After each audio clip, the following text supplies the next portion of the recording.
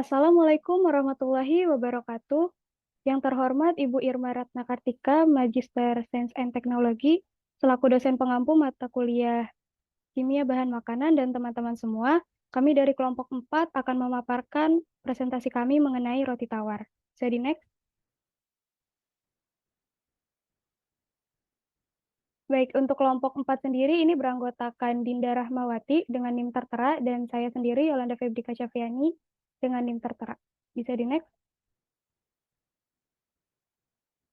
Untuk topik yang akan kita bahas, ini ada 14 topik ya teman-teman. Ada sejarah, pengertian, macam-macam olahan, nilai gizi, komponen biomolekul, zat aditif, sifat fisika dan kimia. Kemudian ada, bisa di next, ada bahan pembuatan, proses pembuatan, penyimpanan, reaksi yang terjadi, proses pencernaan, manfaat, dan yang terakhir ada efek kelebihan. Oke, yang pertama kita bahas adalah sejarah. Bisa di next.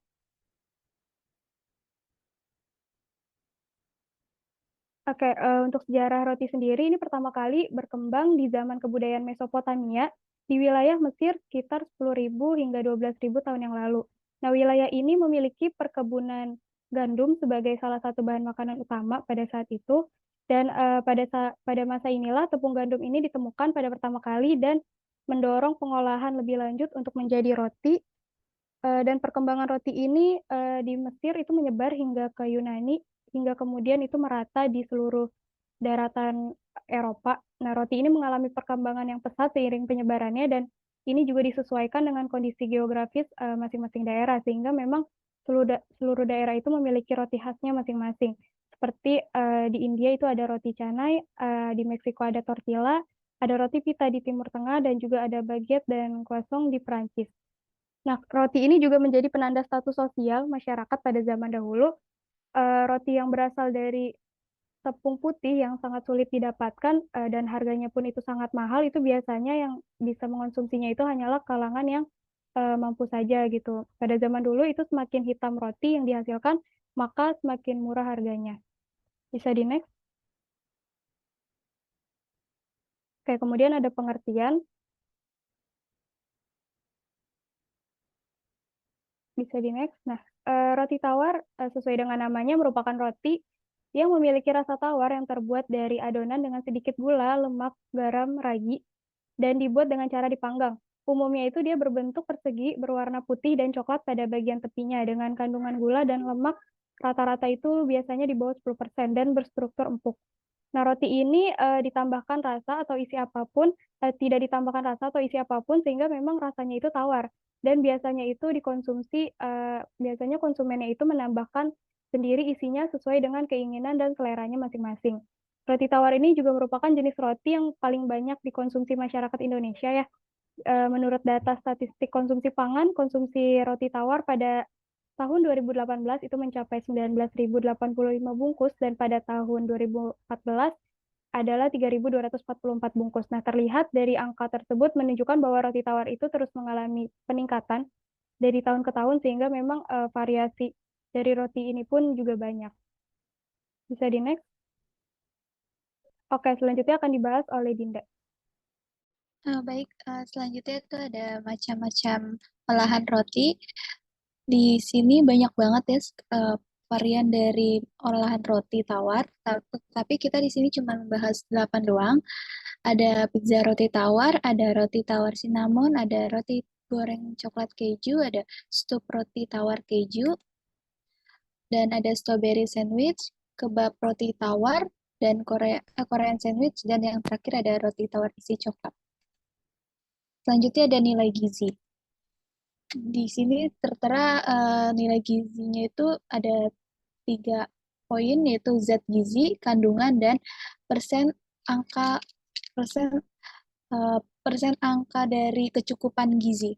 Dari energi itu ada 248 kalori dengan 11,53%, ada lemak 1,2 gram, dan 1,79% ada vitamin B1 0,10 gram, dan 10% ada vitamin B2 0,29 gram dengan 29%, ada vitamin B3 2,40 gram dan 16% ada karbohidrat 50 gram dan 15,38% ada protein 8 gram dan 13,33% ada serat pangan 9,1 gram dan 3,33%.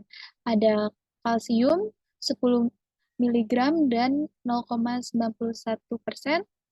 Ada fosfor 95 gram dan 13,57%. Ada natrium 530 miligram dan 36,33%. Ada kalium dengan 90 miligram dan 1,94%.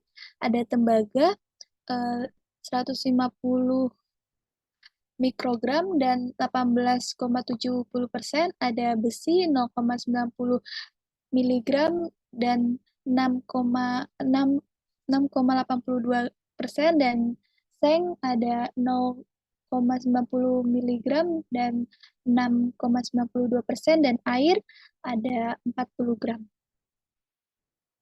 Selanjutnya akan dibacakan oleh Yolanda. Oke, selanjutnya ada komponen biomolekul. Yang pertama ada karbohidrat. Nah, karbohidrat ini fungsinya bagi tubuh ini ada 3, yaitu sebagai sumber energi bagi tubuh, di mana asupan karbohidrat dari setiap makanan yang dikonsumsi akan dipecah menjadi gula di dalam tubuh, kemudian diserap oleh saluran cerna, dan akhirnya masuk ke aliran darah. Nah, dengan bantuan hormon insulin, gula dalam darah akan memasuki sel tubuh dan diolah menjadi energi. Sementara itu, untuk kelebihan gula atau glukosa itu dalam tubuh akan disimpan di dalam otot dan hati sebagai glikogen. Dan bila benar-benar tidak terpakai, maka glukosa itu akan diubah menjadi lemak. Kemudian yang kedua ada penting untuk fungsi otak manusia. Nah, otak membutuhkan energi untuk mengaktifkan sel agar dapat berpikir lebih baik. Dan yang ketiga ada penentu indeks glikemik atau IG, adalah indikator seberapa cepat karbohidrat atau gula di dalam makanan yang diserap ke dalam tubuh. Semakin tinggi angka IG dalam suatu makanan, maka semakin cepat makanan tersebut dapat meningkatkan kadar gula darah. Begitupun sebaliknya. Nah, kadar gula darah yang tinggi itu dapat beresiko terkena diabetes mellitus. Bisa di next? Oke. Roti mengandung karbohidrat yang tinggi. Nah, penyumbang terbesarnya itu adalah tepung terigu. Nah, karena tepung terigu itu diketahui mempunyai kadar karbohidrat sekitar 83,60%, dan jumlah kalori yang dihasilkan 1 gram karbo itu adalah 4 kilokalori. Karbohidrat itu merupakan sumber gula dalam adonan roti. Nah, gula yang ada di dalam adonan roti ini didapat dari beberapa sumber ya, teman-teman. Yang pertama itu ada gula yang terkandung di dalam tepung, ada glukosa, fruktosa, maltosa. Kemudian ada maltosa yang terbentuk karena aksi dari alfa amilase terhadap zat hidrat arang di dalam tepung terigu. Lalu ada gula yang ditambahkan sesuai resep, ya sebanyak 2% saja dari gula ini yang dapat diurai oleh enzim ragi, dan selebihnya itu akan mempengaruhi rasa dari roti itu. Dan terakhir ada laktosa yang terkandung di dalam susu yang dipakai dalam pembuatan roti. Nah, laktosa ini tidak dapat diuraikan oleh enzim ragi. Bisa di next. Kemudian ada protein. Nah, jadi kan tepung terigu itu kan mengandung pati atau amilum dan juga protein ya. Nah, protein dalam tepung itu ada bentuknya gliadin dan glutenin. Di mana glutenin itu merupakan protein yang memiliki bentuk lurus panjang, sedangkan gliadin itu strukturnya lebih padat dan kompak. Ketika tepung itu ditambahkan air, maka molekul air akan mengikat kedua protein menjadi jaringan baru, jaringan protein baru yang dinamakan gluten. Yang strukturnya itu bisa teman-teman lihat di sebelah kanan layar. Dan memang beberapa orang itu alergi terhadap gluten, sehingga pada informasi gizi pada kemasan makanan dan minuman itu biasanya gluten itu dicetak tebal.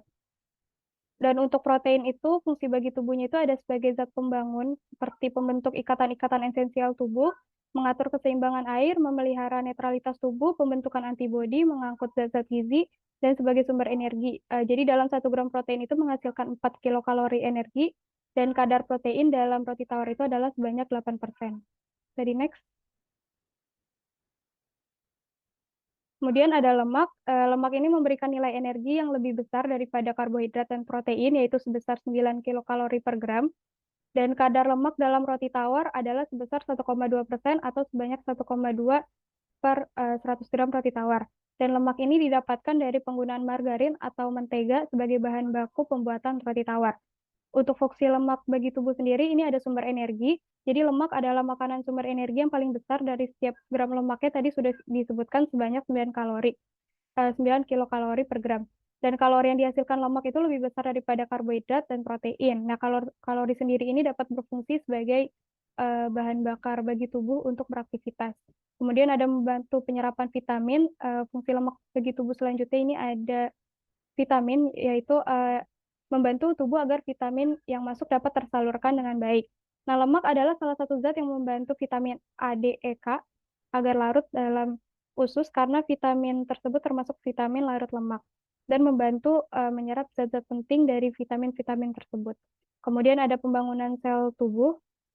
Lemak ini adalah bagian penting dari sel-sel yang ada di dalam tubuh.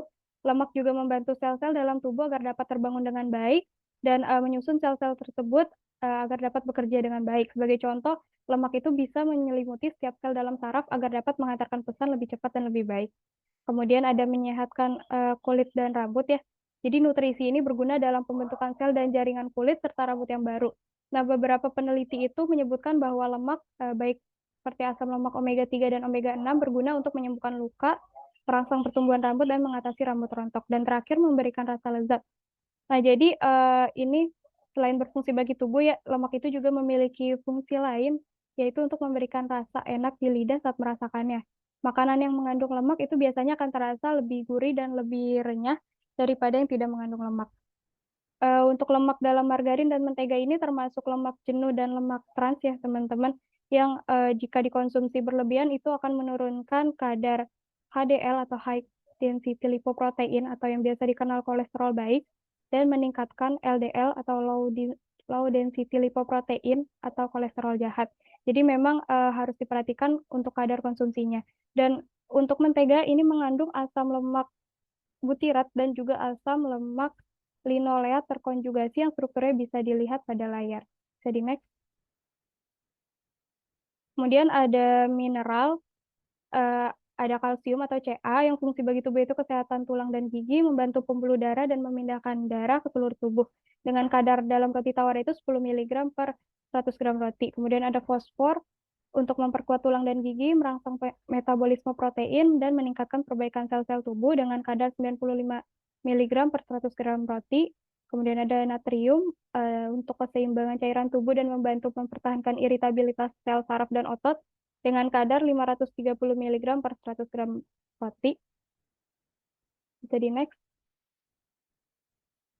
Kemudian ada kalium atau K untuk menurunkan tekanan darah dan menjaga kesehatan jantung serta kepadatan tulang dan memelihara fungsi syaraf dengan kadar itu 91 mg per 100 gram roti. Kemudian ada zat besi untuk membawa oksigen ke otot dan otak, meningkatkan fokus dan stamina, mencegah sekaligus mengatasi anemia dengan kadar 0,9 mg per 100 gram roti.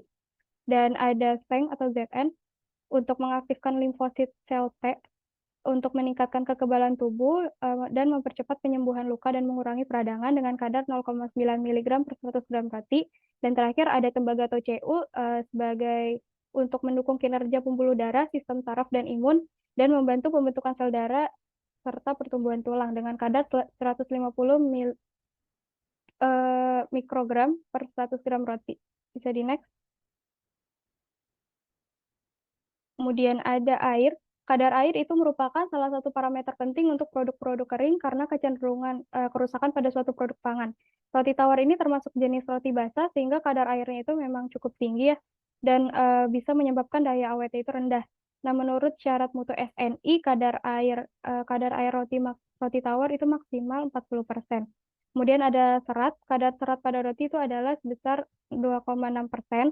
Mengonsumsi makanan yang kaya serat itu sangat penting dilakukan karena penyerapan karbohidrat, lemak, dan protein akan berkurang dengan adanya serat. Nah, serat ini akan memiliki waktu cerna lebih lama di dalam lambung dan membuat rasa kenyang itu lebih lama sehingga dapat menghentikan nafsu makan dan konsumsi terhadap makanan itu bisa menurun. Jadi next. Kemudian ada vitamin, ini ada vitamin B1, B2, dan B3 ya. Untuk yang pertama ada vitamin B1 atau tiamin, merupakan vitamin yang dapat larut dalam air dan dapat ditemukan di beberapa jenis makanan atau berada di suplemen seperti daging, ikan, dan biji-bijian, nah, termasuk biji gandum. Nah, untuk manfaatnya itu ada penting untuk pertumbuhan, perkembangan, dan fungsi sel tubuh, membantu tubuh mengubah karbohidrat makanan menjadi energi, dan meningkatkan kesehatan otak, otot, dan sistem saraf. Bisa di next. Kemudian ada riboflavin atau vitamin B2 yang merupakan juga vitamin larut dalam air. Nah, umumnya bakteri pada usus yang sehat itu dapat menghasilkan vitamin B2 atau riboflavin dalam jumlah kecil, tetapi tidak cukup memenuhi kebutuhan hariannya. Nah, untuk manfaat vitamin B2 bagi tubuh sendiri itu ada 5, meningkatkan kesehatan otak, otot, dan sistem saraf, menjaga kesehatan mata, sistem saraf, dan kulit, membantu mengubah makanan menjadi energi, penting untuk produksi dan pertumbuhan sel darah merah, dan membantu mengubah B6 menjadi bentuk yang dapat digunakan. Tadi next.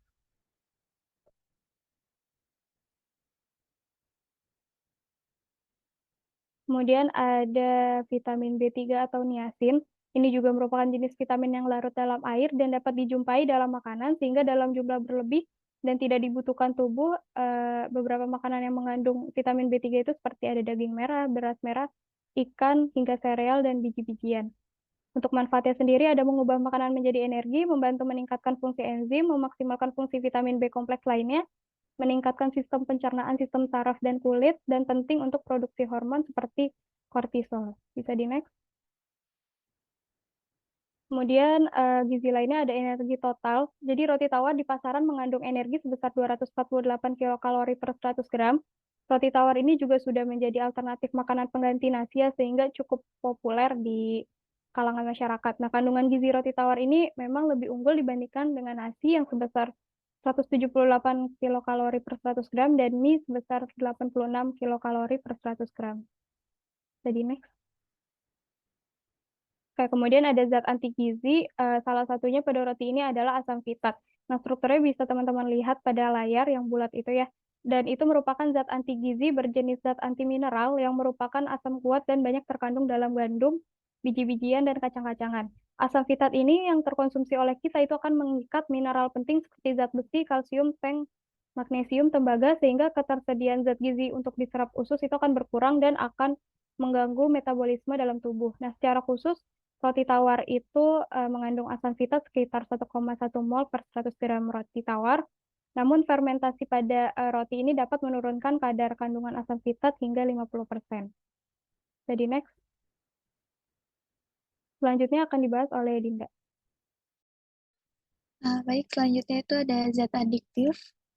Yang pertama itu ada listerin, yaitu zat penghalus yang ditambahkan pada roti untuk mempercepat proses produksi. Zat ini sebenarnya didapatkan dari sumber-sumber alami. Nah, berikut strukturnya bisa dilihat di layar. Selanjutnya ada potasium bromat atau kalium bromat. Di sini dijelaskan bahwa untuk mengurangi waktu pembuatan roti dan membuat adonan menjadi keras. Namun, di sisi kesehatan, potasium bromat ini telah lama tidak dikonsumsi oleh publik karena menyebabkan kanker ginjal dan penyakit tiroid. Saat ini potasium bromat ini sudah dilarang digunakan di Brazil, Uni Eropa, Korea Selatan, dan Cina. Selanjutnya ada biji-bijian olahan. Biji-bijian ini tak terdengar menakutkan, namun biji-bijian ini juga bisa menghilangkan kadar nutrisi di dalamnya. Selanjutnya menyebabkan lonjakan gula darah yang cukup tinggi. Komposisi yang digunakan juga menyebabkan resistensi insulin yang meningkat dan meningkatkan resiko serangan jantung hingga 30%. Selanjutnya itu ada azodikarbonat. Itu adalah untuk memperlembut tekstur roti. Tak hanya pada roti, zat ini biasanya digunakan pada roti burger di Amerika Serikat. Zat adiktif ini telah dilarang penggunaannya di Singapura karena bisa menyebabkan masalah pernapasan, asma, dan alergi pada beberapa orang. Selanjutnya itu ada sirup jagung atau fruktosa untuk membuat adonan mengembang dan memberikan coklat pada roti. Selanjutnya itu ada asam fosfat digunakan untuk mengatur keasaman dan penguat rasa. Selanjutnya itu ada sifat kimia dan fisikanya. Di sini sifat kimianya itu ada kadar air 33,60% dan kadar protein 5,31% dan ada kadar lemak 6,09%, ada kadar karbohidrat 54,45%, ada nilai pH 5,7 dan selanjutnya mudah membusuk atau berjamur. Penurunan mutunya itu ada warna putih menjadi biru kehijauan, bahkan kehitaman. Rasanya itu menjadi tidak enak, aromanya itu harum, gandum menjadi tengik, terus dan teksturnya bagian kerapnya itu remah menjadi kering, keras, rapuh, bagian keras, keras keretak menjadi alot, lembek, dan hingga hilang kerenyahannya. Selanjutnya itu ada sifat fisik. Yang pertama ada bentuk, bervariasi, umumnya persegi, dan kedua ada warna putih dan coklat keemasan pada bagian tepinya. Selanjutnya ada rasa, rasanya ada gurih dan tawar. Selanjutnya ada aroma, harum dan khas gandum. Dan yang kelima ada tekstur, berpori, elastis, lembut, bagian kerapsnya halus, bagian keras tipis. Selanjutnya ada mudah disobek. Yang keenam ada volume besar dan tinggi yang sama rata. Dan yang ketujuh ada penyerapan, mampu menyerap air yang tinggi. Selanjutnya Yolanda. Oke, kemudian ada bahan pembuatan, bisa di next.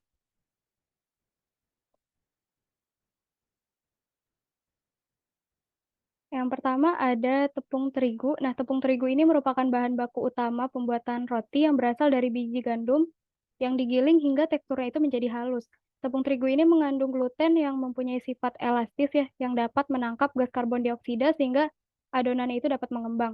Nah, gluten ini merupakan protein yang tidak larut dalam air yang terbentuk dari ikatan silang dua protein yaitu gliadin dan glutenin seperti pada gambar yang atas. Nah, berdasarkan kandungan gluten atau proteinnya, tepung terigu itu dibedakan menjadi 3 kategori ya. Yang pertama ada tepung terigu berprotein tinggi, yang memiliki kandungan protein sebesar 12-14%. Nah, tepung jenis ini biasanya merupakan tepung yang sangat baik untuk pembuatan berbagai jenis roti. Yang kedua ada tepung terigu berprotein sedang dengan kandungan protein sebesar 10 hingga 11,5%, dan biasa itu digunakan untuk berbagai jenis aplikasi produk seperti membuat kue, bolu, dan aneka pastry. Kemudian ada tepung terigu berprotein rendah dengan kandungan 8 hingga 9,5% protein, dan biasanya itu cocok untuk produk yang tidak memerlukan volume atau kekenyalan yang lebih ya, namun lebih memerlukan tingkat kerenyahannya. Nah, biasanya itu untuk cookies, biskuit, wafer, goreng-gorengan atau mie kering. Bisa di next. Kemudian ada ragi yang merupakan bahan wajib ya yang harus ada untuk pembuatan roti dan merupakan mikroorganisme dari jenis Saccharomyces cerevisiae yang berkembang biak dengan pertunasan yang menyebabkan terjadinya peragian. Eh, Ragi ini yang membuat roti mengembang dan terbentuk serat atau pori roti melalui proses fermentasi. Nah, ragi mengubah gula dan karbohidrat di dalam adonan menjadi gas karbon dioksida dan alkohol. Terbentuknya karbon dioksida ini menyebabkan adonannya itu mengembang dan beraroma harum khas roti ketika dipanggang. Pada ragi ini terdapat beberapa enzim ya teman-teman, ada 5, ada enzim protease yang dapat memecah protein, ada lipase yang memecah lemak, invertase memecah sukrosa menjadi glukosa dan fruktosa, kemudian ada maltase yang memecah maltosa menjadi glukosa, dan terakhir ada enzim timase yang mengubah glukosa menjadi alkohol dan karbon dioksida. Bisa di next. Yang ketiga ada gula pasir. Gula ini mengandung sukrosa yang merupakan disakarida, dan gula pasir ini mengandung sukrosa murni itu biasanya sebanyak 99,9%. Untuk fungsinya sendiri ini sebagai penambah rasa, aroma, dan warna kecoklatan pada roti yang dapat menambah tekstur roti, serta meningkatkan umur simpan roti dan diperlukan pada proses fermentasi. Kemudian ada garam, berfungsi sebagai penstabilisasi rasa pada roti, kemudian sebagai bahan stabilitator pada proses fermentasi, sebagai pengawet alami pada roti, dan ia juga mempengaruhi hasil pemanggangan. Jika tidak ada garam pada adonan, maka roti yang dipanggang itu akan menjadi mengecil sehingga akan mempengaruhi mutu dari roti tersebut. Nah, dalam pembuatan roti yang memang tidak ada sama sekali garam di dalamnya, eh, itu proses fermentasi itu biasanya lebih cepat, tetapi memang tidak stabil, dan apalagi di waktu iklim yang panas itu akan lebih sulit mengontrol fermentasinya, sehingga sering terjadi fermentasi yang melampaui batas, dan adonan itu akan menjadi asam. Oleh sebab itu, maka garam ini dikatakan sebagai bahan stabilitator fermentasi. Bisa di next. Kemudian ada lemak digunakan sebagai pelembut pada roti, pelumas agar adonan mudah dibentuk, memperbaiki remah roti, membuat kulit roti lebih lembut, menahan gas karbon dioksida keluar dari adonan, sebagai tambahan nutrisi pada roti, dan terakhir mencegah air masuk ke bahan sehingga dapat menambah umur simpan. Nah, lemak yang umum digunakan untuk pembuatan roti ini ada margarin, mentega, dan shortening. Bisa di next. Kemudian ada telur yang merupakan suatu bahan makanan sumber zat protein hewani yang bernilai gizi yang tinggi ya. Untuk fungsinya sendiri itu ada sebagai pengental, pengikat, dan perekat. Selain itu juga sebagai penambah nutrisi pada roti, meningkatkan jumlah gas yang ditangkap gluten, menyerap air, dan memberikan warna putih dengan putih telurnya. Sebagai pelunak dan pelembut adonan, memberikan warna serta rasa yang khas, dan memperbaiki tekstur roti karena mengandung lecithin atau emulsifier dari kuning telur sebanyak 7-10% dari jumlah kandungan lemak sehingga dapat memperbaiki stabilitas tekstur rotinya. Kemudian ada air yang berfungsi sebagai campuran pada tepung terigu untuk dapat membentuk adonan, di mana prosesnya itu membuat adonan itu gluten yang bersifat elastis dan mudah dibentuk. Selain itu juga berfungsi sebagai pengontrol suhu dan kepadatan adonan, karena adonan itu bisa aja menjadi panas karena proses pengadukan oleh mixer. Nah, hal ini dapat mempercepat terjadinya fermentasi, namun pembentukan glutennya itu pembentukan gluten yang dapat memperkuat struktur rotinya itu jadi tidak sempurna gitu. Sehingga waktu simpan hasil olahan rotinya itu menjadi pendek. Lalu air itu digunakannya dengan pH yang normal sehingga mendapatkan adonan roti yang maksimal. Bisa di next.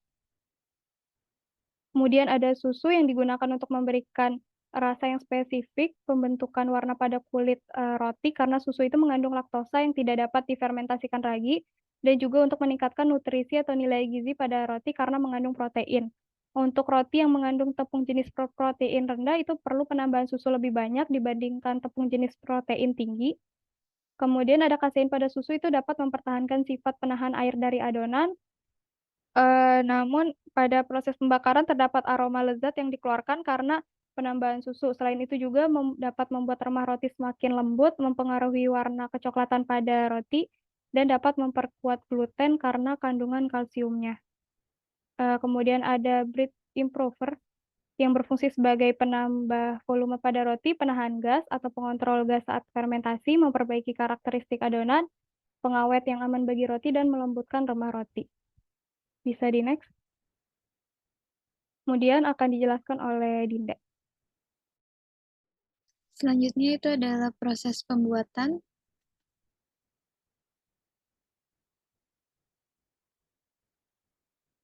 Berikut ini prosesnya.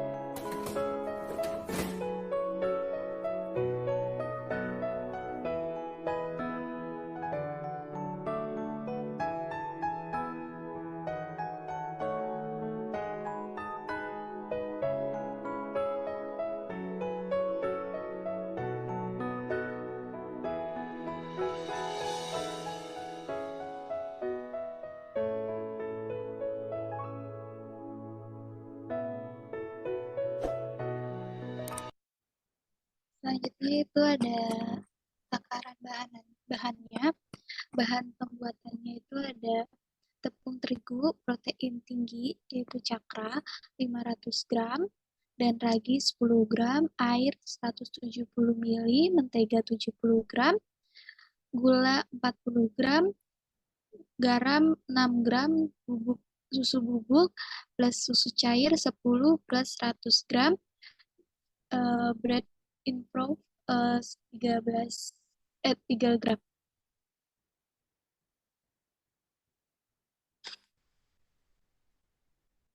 Selanjutnya yaitu ada pencampuran. Yang pertama pembuatan dan pengembangan sifat daya rekat gluten. Gluten bertanggung jawab untuk menahan gas karbon dioksida. Teknik pencampuran itu adalah sama spoon and roll. Pertama itu ada pick up, pencampuran bahan dan diaduk. Yang kedua itu adalah clean, adonan tidak nempel lagi pada wadah. Yang ketiga itu ada develop, permukaan adonan mulai halus dan elastis. Dan yang terakhir adalah adonan halus, kering, dan elastis. Selanjutnya yaitu ada peragian fermentasi. Adonan didiamkan selama 10 menit untuk memberikan waktu terjadinya fermentasi agar adonan mudah dibentuk, bermutu baik, dan membentuk cita rasa roti. Suhu yang dipakai untuk fermentasi itu 26 derajat Celcius dengan kelembapan 70-75 derajat Celcius dan penyebab menyebabkan penurunan pH dari 5,3 menjadi 4,5. Selama fermentasi, enzim-enzim ragi bereaksi dengan pati dan gula untuk menghasilkan gas karbon dioksida agar roti mengembang. Semakin panas suhu udara, maka semakin cepat proses fermentasi. Jika suhu sangat dingin, maka dianjurkan menambahkan ragi. Selanjutnya itu adalah pembentukan. Yang pertama yang dilakukan yaitu penimbangan dan pembagian. Pembagian membuat besar dan beratnya, dan dilakukan dalam waktu yang singkat. Yang kedua itu ada pembulatan, membentuk lapisan halus yang dipermukakan sehingga dapat menahan gas-gas yang dihasilkan. Dan yang ketiga ada pendiaman selama 3-25 menit untuk memberi waktu fermentasi setelah adonan kehilangan gas akibat proses pembagian. Selanjutnya pembentukan penggulungan. Yang pertama itu adalah pemilihan, mengeluarkan semua gas dalam adonan. Yang kedua itu ada penggulungan, digulung dan dimasukkan ke dalam cetakan. Yang ketiga itu ada memasukkan ke dalam loyang yang telah diolesi margarin. Yang keempat itu adalah fermentasi akhir. Didiamkan kembali agar adonan mencapai volume dan remah optimum. Selanjutnya itu ada pemanggangan. Diperlukan pemanasan yang cukup tinggi, sekitar 200 derajat Celcius. Terjadinya peningkatan volume adonan secara cepat pada volume di bawah 76 derajat Celcius karena enzim amilase menjadi lebih aktif. Alkohol dibebaskan, terjadi peningkatan tekanan gelembung udara dan terjadi glatinisasi pati saat suhu mencapai 76 derajat Celcius. Dan yang ketiga ada penggumpalan gluten membentuk remah retak dan aroma pada suhu di atas 76 derajat Celcius. Setelah pemanggangan, daging roti tidak basah atau lengket, dan roti tetap bertahan pada dimensi terakhirnya walaupun menjadi dingin. Reaksi yang terjadi itu adalah reaksi Maillard dan karamelisasi gula. Selanjutnya itu ada pendinginan. Roti langsung dikeluarkan dari cetakan, langsung begitu keluar dari oven untuk menghilangkan menghentikan proses pemasakan. Yang kedua itu biasanya roti diletakkan pada rakawat agar panasnya keluar hingga dari segala arah. Yang selanjutnya itu ada pengemasan untuk menjadi kualitas pada roti. Untuk menjaga kualitas pada roti, yang kedua itu ada menghindari penguapan sehingga pengemasan roti tawar dapat dihindari. Yang ketiga itu jangan mengemas roti ketika masih panas karena akan cepat berjamur. Yang keempat itu biasanya menggunakan plastik khusus yang tebal. Penyimpanan. Penyimpanan ini terbagi menjadi dua, yaitu penyimpanan jangka panjang dan jangka pendek. Yang jangka pendek itu sebaiknya dalam plastik dengan dengan ikatan yang benar dan tertutup rapat. Jangan ditiup karena membuat roti menjadi lembab. Dan pada jangka panjang itu, jika ingin mengemas roti dengan tetap segar dan cerah, keringkan sebaiknya didinginkan dulu. Baru dimasukkan ke dalam plastik yang ditutup rapat, kemudian disimpan dalam freezer. Selanjutnya akan dibacakan oleh Yolanda. Oke, kemudian ada reaksi yang terjadi. Bisa di next. Untuk reaksi yang pertama ada reaksi hidrolisis atau pemutusan ikatan glikosida pati oleh enzim amilase. Nah, jadi ini termasuk reaksi penyederhanaan ya dari polisakarida untuk menjadi monosakarida dengan reaksi seperti pada layar ya teman-teman. Jadi ketika patinya itu ditambahkan air, maka enzim amilase yang terdiri dari alfa amilase dan beta amilase itu akan mengubah pati menjadi komponen yang lebih sederhana seperti maltosa. Nah, enzim amilase ini berfungsi untuk memecah pati atau amilo menjadi gula yang lebih sederhana seperti glukosa. Nah, selanjutnya maltosanya itu akan diubah menjadi glukosa dengan bantuan enzim maltase dan glukosa inilah yang akan digunakan oleh ragi untuk proses fermentasi. Bisa di next. Kemudian ada reaksi pengikatan gliadin dan glutenin dengan air. Jadi reaksi ini terjadi pada proses pencampuran bahan dan pengulenan karena pada proses pengulenan ini kan nanti dapat seperti memberi kesempatan ya terjadinya ikatan crosslink atau silang antar protein yaitu ada gliadin dan glutenin untuk membentuk jaringan gluten. Seperti pada gambar di layar sebelah kanan. Jadi semakin kuat dan elastis jaringan gluten yang terbentuk, maka karbon dioksida yang ditangkap itu akan lebih banyak, sehingga rongga yang terbentuk itu juga akan lebih banyak, dan adonan akan menjadi lebih mengembang. Dan saat pemanggangan, itu kan nanti raginya itu akan mati ya, tapi rotinya itu tetap bisa ngembang, itu karena karbon dioksida-nya itu tetap ikut menguap dengan adanya panas, dan airnya itu di dalam adonan juga menguap, sehingga membuat jaringan gluten yang memerangkap karbon dioksida itu akan terdesak dan akan ikut mengembang juga. Bisa di next. Kemudian ada reaksi fermentasi atau peragian yang merupakan proses pemecahan glukosa tanpa bantuan oksigen atau anaerob dengan reaksi seperti pada layar ya, di mana glukosa akan dipecah menjadi alkohol atau etanol dan juga gas karbon dioksida dengan bantuan ragi yang mengandung bakteri Saccharomyces cerevisiae. Dan pada pembuatan roti, glukosa dari hasil hidrolisis pati tadi yang dari bahan baku roti itu kan akan bereaksi dengan bakteri Saccharomyces cerevisiae pada ragi menghasilkan gas karbon dioksida di mana gas ini nantinya akan terperangkap di jaringan gluten dan akan membuat adonan rotinya itu mengembang. Bisa di next. Kemudian ada reaksi Maillard yang terjadi pada saat pemanggangan yang merupakan reaksi pencoklatan secara non-enzimatis yang disebabkan reaksi antara gula reduksi dengan gugus amino atau protein dengan adanya panas untuk menghasilkan melanoidin yang berwarna coklat yang menghasilkan aroma yang khas. Untuk struktur melanoidinnya itu bisa dilihat pada gambar di sebelah kanan ya teman-teman. Dan terakhir ada reaksi karamelisasi yang juga terjadi pada saat pemanggangan, merupakan reaksi pencoklatan non-enzimatis yang disebabkan karena degradasi glukosa di atas titik leburnya dan dapat menghasilkan cita rasa yang baru. Sehingga seiring dengan naiknya suhu, maka gula-gula tersebut akan mengalami karamelisasi. Bisa di next. Selanjutnya itu proses pencernaan. Proses pencernaan di sini roti sebagian besar tersusun dari karbohidrat. Yang pertama itu mulut. Roti dikunyah menjadi gumpalan dan potongan kecil oleh gigi di mulut. Enzim amilase saliva di ludah pada mulut mencerna karbohidrat menjadi disakarida dan trisakarida yang termasuk disakarida misalnya adalah laktosa, maltosa, dan sukrosa. Selanjutnya itu adalah kerongkongan.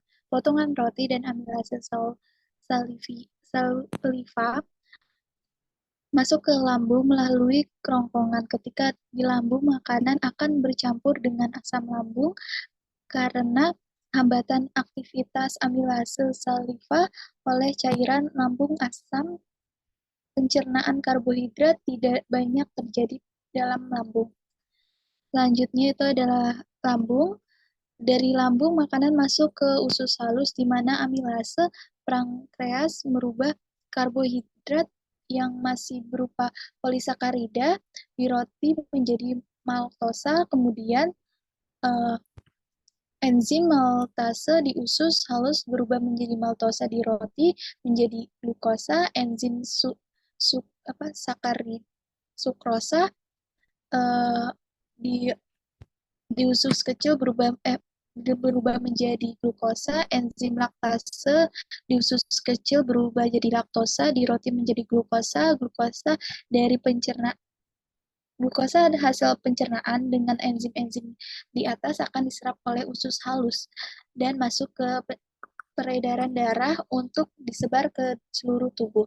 Sisa pencernaan masuk ke usus besar, di mana kemudian dicerna lagi dengan bantuan bakteri. Nutrisi hasil pencernaan diserap oleh usus besar.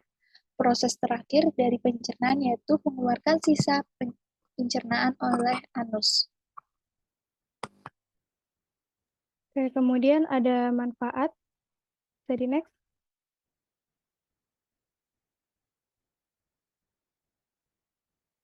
Oke, yang pertama manfaat dari roti tawar ini sendiri ada menambah tenaga. Jadi karena kandungan karbohidrat yang terbilang banyak ya, ini dia sangat cocok dimakan pada pagi hari untuk sarapan atau sebagai pengganjal perut untuk bisa beraktivitas sehingga dapat membuat kita tetap kenyang dan tidak kehabisan tenaga ya saat beraktivitas. Namun juga jangan berlebihan ya teman-teman karena bisa membuat kadar karbohidratnya itu semakin tinggi. Mungkin bisa dengan memakan 4 lapis roti tawar saja. Dan yang kedua itu ada memenuhi kebutuhan vitamin. Jadi kandungan vitamin B terutama tadi ada B1, B2, dan B3 dan juga ada mineral pada roti itu kan sangat baik untuk menjaga kesehatan tubuh dari serangan penyakit kronis ya dan tentunya juga dengan porsi yang tepat. Jadi next. Kemudian ada memperlancar pencernaan. Jadi kandungan seratnya yang merupakan bagian dari tumbuhan yang mampu dikonsumsi dan tersusun dari karbohidrat yang memiliki sifat resisten terhadap proses pencernaan dan penyerapan di usus halus di usus halus manusia itu mampu memperlancar pencernaan kita ketika kita itu merasa sulit buang air besar atau ingin tetap bertenaga namun tidak ingin perutnya itu terlalu terlihat penuh atau buncit gitu. Dan selanjutnya ada baik untuk tulang. Jadi kandungan kalsium yang cukup itu sangat diperlukan oleh tulang. Nah, roti tawar ini kan tadi mengandung kalsium ya. Jadi cocok dikonsumsi bagi para konsumen yang ingin menjaga kesehatan tulang dan mencegah osteoporosis dan tentunya juga dengan porsi yang tepat. Jadi next. Oke, selanjutnya adalah efek kelebihan. Di sini terdapat efek kelebihan. Yang pertama itu ada cepat membuat lapar. Roti telah banyak mengalami pengolahan sehingga karbohidrat semakin mudah dan cepat dicerna menjadi energi. Semakin cepat dicerna, semakin cepat merasa lapar. Selanjutnya menyebabkan kadar gula naik. Indeks glikemik tawar putih cukup tinggi, adalah 77. Kadar gula yang melonjak dapat menyebabkan resiko penyakit diabetes mellitus tipe 2. Selanjutnya ada menyebabkan sembelit. Beberapa orang dapat mengalami sembelit saat mengonsumsi makanan yang mengandung gluten, karena tidak semua orang toleran terhadap gluten. Selanjutnya adalah peningkatan berat badan. Roti mengandung gula. Jika mengonsumsi roti berlebih, karena gula akan disimpan dalam bentuk lemak yang kebanyakan dapat menambah berat badan. Selanjutnya itu bisa menyebabkan jerawat. Jika kadar gula semakin melonjak, maka akan terjadi pelepasan hormon insulin dapat dalam darah yang menyebabkan kelenjar minyak pada kulit meningkat sehingga rentan timbul jerawat. Dan yang terakhir ada tekanan darah tinggi, asupan natrium akibat penambahan garam yang tinggi akan mengakibatkan lonjakan tekanan darah yang menyebabkan penyebab banyak orang menderita penyakit jantung dan stroke. Berikut referensi yang kami gunakan. Siang-siang pergi ke kota, jangan lupa beli alpukat. Demikian presentasi kita, semoga bisa bermanfaat. Terima kasih. Wassalamualaikum warahmatullahi wabarakatuh.